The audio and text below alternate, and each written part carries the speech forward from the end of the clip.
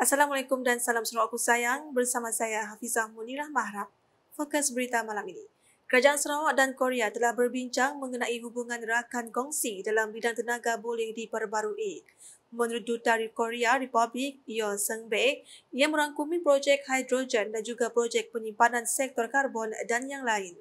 Particularly today, we discussed how to promote our partnership in the field of renewable energy, which includes hydrogen production project and also carbon capture and storage project and others. I am sure because Sarawak has many good things and advantages. So Sarawak's advantages combined with Korea's advantage. Korea is the leading country in innovation and technology. Can produce win-win, mutually beneficial outcome to both Korea and Sarawak. So I'm very positive about our better future. Beliau berkata demikian ketika ditemui media selepas mengadakan kunjungan hormat terhadap Premier Sarawak Datuk Patinggi Tan Sri Dr. Abang Abdul Rahman Zuhari Tun Tembang Openg di Wisma Bapa Malaysia pada Rabu. Kunjungan hormat itu turut disertai oleh Commercial Attaché Korean Embassy Lim Cha-wook, Setiausaha Pertama Kedutaan Korea Yu Ji-han, Setiausaha Kedua Kedutaan Korea Shin Yong-woo, Ketua Pengarah Kotra Yi Sung-gi, Ketua Pegawai Global K-Water Kwon Ki-dong dan Pengarah Urusan Perbendaharaan Alam Sekitar Korea An Sung-jun. Dalam perkembangan lain, Spanyol turut berminat untuk bekerjasama dengan Sarawak dalam sektor pembangunan teknologi. Menurut dutanya, Jose Luis Pardo Cuerdo, beliau ingin melihat dan menyumbang kepada pelan tindakan kerajaan Sarawak dalam sektor berkenaan. We have identified sectors which are priority for Sarawak and in which Spain can contribute and the companies can contribute to that, mainly renewable energies, mainly technological development and smart cities and artificial intelligence, and many other sectors that could go forward. So water, as tourism, as agriculture, many others in which we can cooperate. Beliau berkata demikian ketika ditemui media selepas melakukan kunjungan hormat terhadap Premier Sarawak di Wisma Bapa Malaysia pada Rabu. Kunjungan hormat itu turut disertai oleh Konselor Ekonomi dan Komersial Kedutaan Spanyol, Inés Pérez Dorentes Bayono. Sementara itu, Kementerian Pendidikan, Inovasi dan Pembangunan Bakat MEITD melalui Semikonduktor Reka Bentuk Mikroelektronik Sarawak SMD telah memeterai Memorandum Persefahaman MOU untuk memupuk bakat tempatan dalam bidang semikonduktor dan reka bentuk chip. Menurut Premier Sarawak Datuk Patinggi Tan Sri Abang Zuhari, salah satu impak paling ketara yang boleh dimanfaatkan oleh usaha ini kepada masyarakat ialah peluang mengisi kekosongan kerja sekaligus menjamin penempatan pekerjaan. This MOU also showcase the team spirit for us to train our young Sarawakian in particular and Malaysian in general, the right knowledge and skill to meet the new economy, as I mentioned, particularly renewable energy and also the products that comes out of this green energy. In other words, you may have green car because it is from the green process, from the green energy that you are producing. So your product will be green products, and I'm sure there will be new components that we need. Of course, Melexis and Accept is confined to automotive industry, but the other area which I think will be in transition is the healthcare. That healthcare is also need a lot of chips.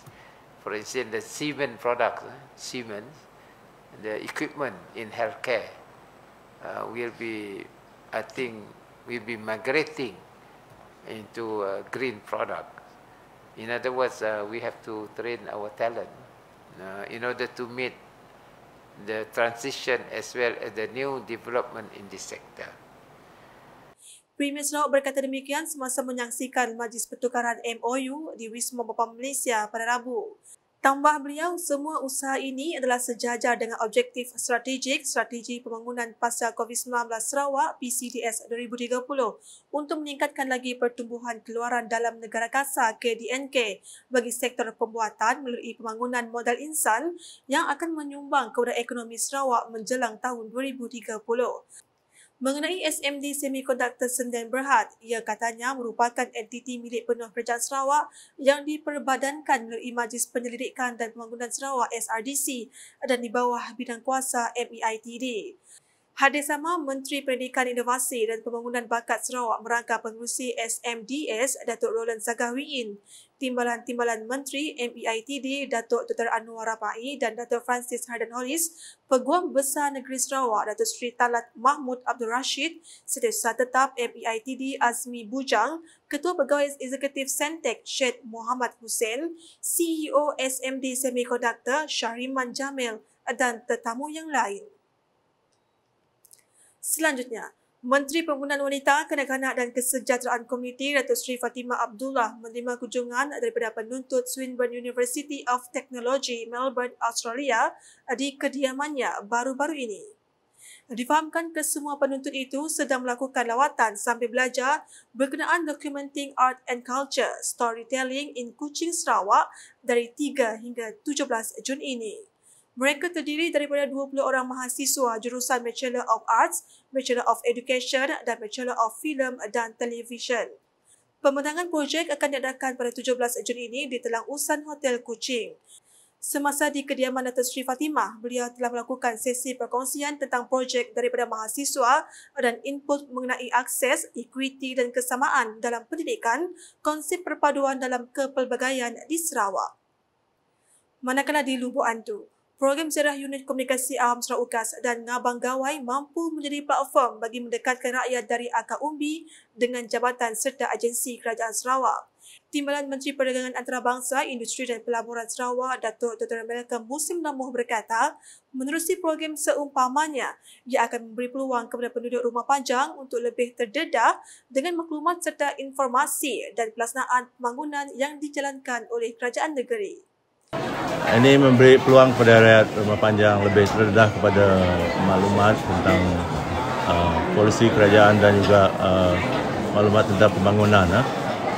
Kadang-kadang di kawasan luar bandar, sebab internet tidak berapa menyeluruh, mungkin ada setengah maklumat tidak sampai kepada kawasan yang terpencil sebegini.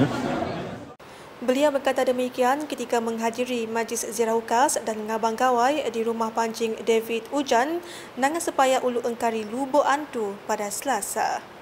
Ahli Dewan Undangan Negeri Adun Batang Air itu menambah, pelbagai projek telah diperuntukkan di kawasan itu namun terpaksa dilakukan secara berperingkat berikutan penularan pandemik COVID-19 sebelum ini.